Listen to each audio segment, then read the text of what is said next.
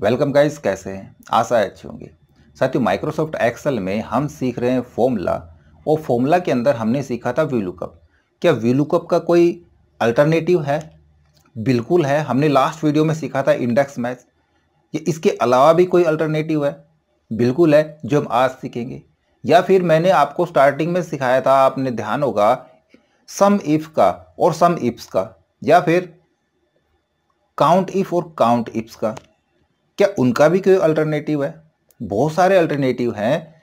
सारे अल्टरनेटिव जानने के लिए लगातार हमारे साथ बने रहिए, जिनमें दो का हम आज जिक्र करेंगे, डी सम और डी गेट का। बहुत ही यूजफुल फॉर्मूले, इनको हम छोटा भीम फॉर्मूला भी कह सकते हैं। फॉर्मूले छोटे हैं लेकिन काम वी लुकअप और सम इफ्स से भी बढ़ के कर सकते हैं। कैसे कर सकते हैं ये प्रैक्टिकली जानेंगे इस वीडियो में, तो इसमें अंत तक बने रहिएगा। नमस्कार साथियों, मेरा नाम है मनोज कुमार और आप देख रहे हैं अपना यूट्यूब चैनल गुरुजी कंप्यूटर कोर्स। तो चलिए सीख लेते हैं। तो देखिए, वीलुकअप का बहुत ही अच्छा अल्टरनेट है डी गेट। इसके अलावा हमने वीलुकअप का एक अल्टरनेट आपको बताया था, इंडेक्स और मैच। लेकिन दोनों में ही, वीलुकअप में और इंडेक्स मैच में, एक ड्रॉबैक थी। वीलुकअप में तो क्या था, वीलुकअप में तो वो सिर्फ राइट साइड की वैल्यू फैच कराएगा, आपने सीखा था। और यदि कोई हमने कॉलम एक्स्ट्रा इंसर्ट करना पड़ गया, कोई कॉलम बीच में से डिलीट करना पड़ गया, तो वीलुकअप में एक एरर आ जाती थी, वो उस कॉलम को छोड़ देता था। अब इंडेक्स और मैच के अंदर ये ड्रॉबैक तो नहीं थी कि वो बीच का कोई भी कॉलम हम डिलीट करें या कोई नया कॉलम इंसर्ट करें तो वो अपने काम पे फिक्स रहता था। और उसका एक फ़ायदा भी था कि वो लेफ्ट की वैल्यू भी फैच करा देता था। लेकिन दोनों की क्या ड्रॉबैक थी? यदि हमको यहाँ पे मिल रहा है, देखो गणेश है ना, और एक गणेश हमारे पास यहाँ भी है। अब जब हम इसकी सैलरी निकालना चाहेंगे तो कौन से गणेश की सैलरी निकाल के देगा? देखो, एक बार दोनों फंक्शन दिखाते हैं आपको। मैं करता हूँ यहाँ पे गणेश, और गणेश की सैलरी हम निकालना चाहेंगे पहले तो वीलुकअप से। और वीलुकअप के अंदर सबसे पहले देखो पैरामीटर कितने ज़्यादा होते हैं ना। लुकअप वैल्यू ये हो गई, टेबल एरे हमने ये ले लिया, कॉलम इंडेक्स नंबर भी देना पड़ेगा, 1 2 3 4 5वां कॉलम इंडेक्स नंबर, और एग्जैक्ट मैच के लिए 0, ब्रैकेट क्लोज और एंटर। गणेश की सैलरी आ गई। कौन से गणेश की सैलरी आ गई? इसने यहाँ से देखना शुरू किया और जो फर्स्ट में गणेश मिला उसी की सैलरी इसने निकाल के दे दी, सेकंड वाले की नहीं निकाल के दी। इंडेक्स मैच भी वही काम करेगा। यदि हम यहाँ पे इंडेक्स और मैच का लगा के देखें तो इंडेक्स और मैच का लगा देते। इंडेक्स में भाई हमको ये चाहिए,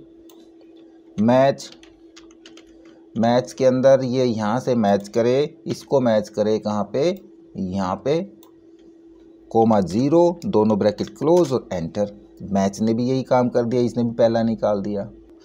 अब यदि हमारे पास मल्टीपल नेम है, डुप्लीकेट नेम, तब हमको दो क्राइटेरिया की ज़रूरत पड़ती है ना, कि हम नेम तो डालें, साथ में उसका फादर नेम डालें या उसका सिटी नेम डालें या डेजिग्नेशन। तो दूसरा कोई भी हम क्राइटेरिया दे सकते हैं।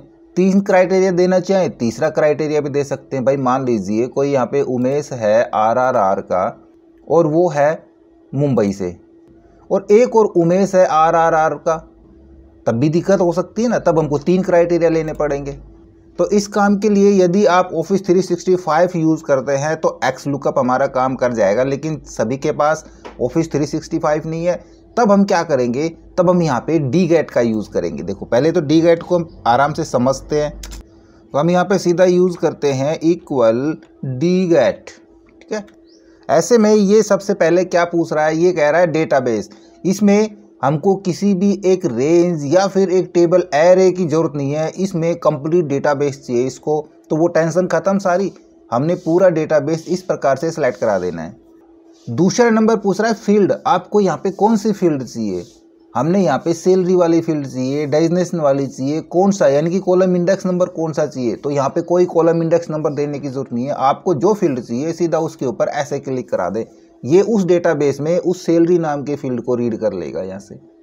दूसरा आसान तरीका।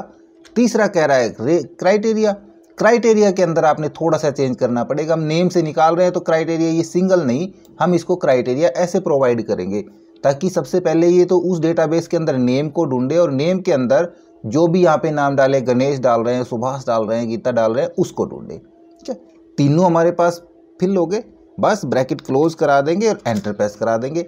इधर कह रहा है नम एरर, उन दोनों ने क्या किया था, जैसे यहाँ पे पहला गणेश मिला, यहाँ से उन्होंने उनकी सैलरी निकाल के दे दी, लेकिन इसको यहाँ पे पहला गणेश मिला, दूसरा भी मिल रहा है, तो क्या कह रहा है, नम एरर आ रही है। ये कह रहा है कि 2 गणेश है या 3 गणेश, यानी कि एक से ज़्यादा नाम है यहाँ पे। यदि आप यहाँ कोई दूसरा नाम डालते हो, मैं करता हूँ गीता, तो देखो गीता की सैलरी निकाल देता है, क्योंकि पूरी फील्ड के अंदर गीता एक ही नाम है। जहाँ भी 2 नाम मिल गए ये नम एरर दे देगा, उसके लिए पहले का नहीं निकाल के देगा। तब हमको देखो जब नम एरर दे रहा है तो इसका मतलब इसका सॉल्यूशन भी इसके पास है।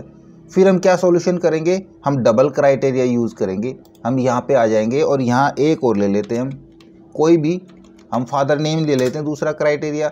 फादर नेम में यहाँ पे डाल देता हूँ ए, क्लियर। अब इस फंक्शन में हम चेंज कराएंगे, हम यहाँ पे यूज़ करेंगे फिर से, फंक्शन चेंज नहीं करना है, फंक्शन यही लगेगा, सिर्फ क्राइटेरिया चेंज हो जाएगा। डेटाबेस हमने उसी प्रकार से डेटाबेस यूज़ किया, फील्ड वही हमने सैलरी चाहिए, तो यहाँ पे क्राइटेरिया में हमने थोड़ा सा चेंज करना पड़ेगा। देखो पहले हमने क्राइटेरिया लिया था ये, लेकिन अब हम डबल ले रहे हैं तो हम क्राइटेरिया लेंगे ऐसे।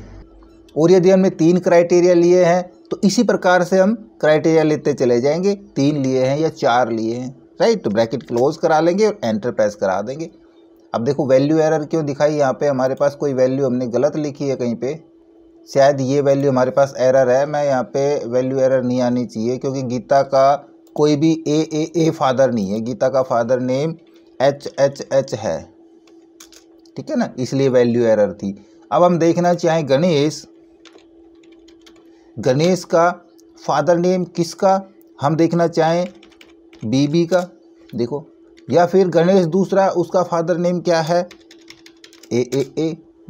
तो हमको देखो वीलुकअप का और इंडेक्स मैच का एक अल्टरनेट फंक्शन भी मिल गया, और मल्टीपल क्राइटेरिया के ऊपर भी उसको यूज़ करा सकते हैं। इसी प्रकार से आपके पास एक काम आ रहा था यहाँ पे, देखो सम इफ़ के लिए, है ना। सम इफ़ के अंदर तो हमको 3 ही पैरामीटर पास करने होते हैं, लेकिन सम इफ्स के अंदर बहुत ज़्यादा पैरामीटर लग जाते हैं। हम बार बार रेंज देंगे, क्राइटेरिया देंगे, रेंज देंगे, फिर क्राइटेरिया देंगे, ऐसे मल्टीपल हमको फिल करना पड़ता है। तो इसका भी एक बेटर अल्टरनेट है हमारे पास, जो कि है डी सम का, जो सम इफ़ का भी काम कर देता है, सम इफ्स का भी काम कर देता है। देखो हमने यहाँ पे सम इफ़ लगाया है, आप देखोगे फंक्शन हमने हमारे पास यहाँ पे देखो, सबसे पहले तो क्राइटेरिया रेंज ली है, फिर क्राइटेरिया लिया है, उसके बाद सम रेंज ली है।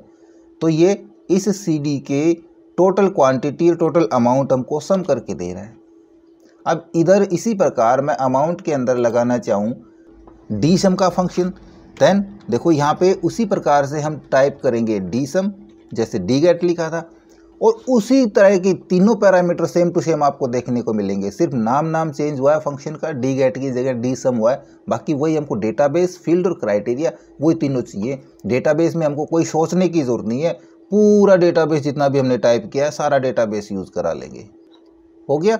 उसके बाद फील्ड कौन सी चाहिए, वो फील्ड आप अमाउंट चाहिए तो यहाँ से ले सकते हैं या फिर यहाँ पे ले सकते हैं, लेकिन ध्यान रहे इधर से ले रहे हैं तो इस स्पेलिंग में और इस स्पेलिंग में फ़र्क नहीं होना चाहिए, ठीक है। वरना कोशिश करें फील्ड आप यहीं से लें, डेटाबेस में से ही, और अगर सेम स्पेलिंग है तो आप यहाँ से भी दे सकते हैं, इस फील्ड को ढूंढ लेगा उस डेटाबेस के अंदर।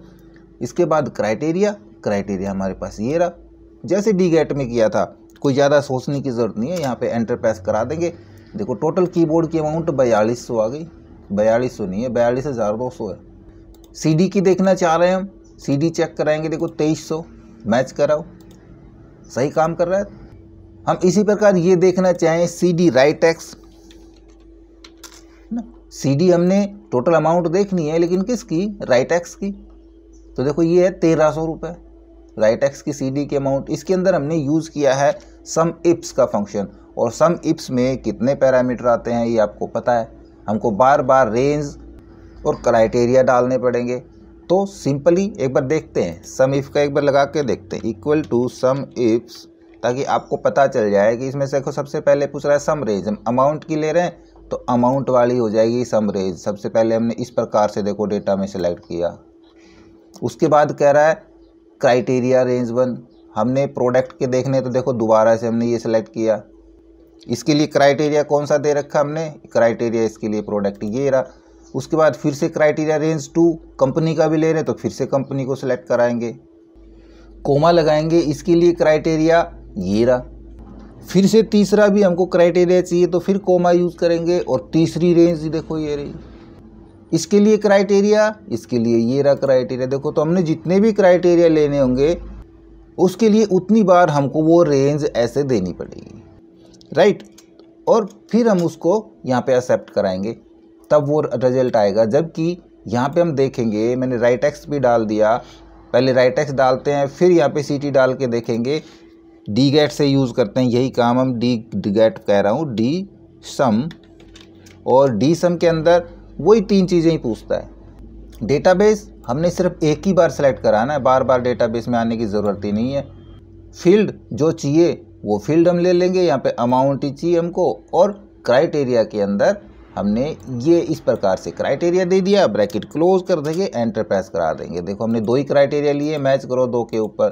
3 ले लेंगे तो यहाँ पे 3 का भी ले सकते हैं। 3 क्राइटेरिया के अकॉर्डिंग हम यहाँ पे क्राइटेरिया में चेंज करा देंगे। हम क्राइटेरिया ये दे देंगे, ब्रैकेट क्लोज और एंटर प्रेस करा देंगे, मैच करा लो। तो एक आसान और अच्छा अल्टरनेट हमको सम इफ और सम इफ्स का भी मिल जाता है। इसी प्रकार काउंट इफ और काउंट इफ्स के लिए हम डी काउंट का यूज़ कर सकते हैं। और भी अल्टरनेट हैं, वो सारे जानने के लिए लगातार हमारे साथ बने रहिए। आशा करूंगा वीडियो आपको जरूर अच्छा लगा होगा। इसी प्रकार अच्छे वीडियो देखते रहने के लिए हमारे साथ बने रहे। हमारे वीडियोज़ को ज़्यादा से ज़्यादा दोस्तों में शेयर करें, हमें लाइक करें और यदि नए हैं हमारे चैनल पे तो हम सब्सक्राइब जरूर कर लें।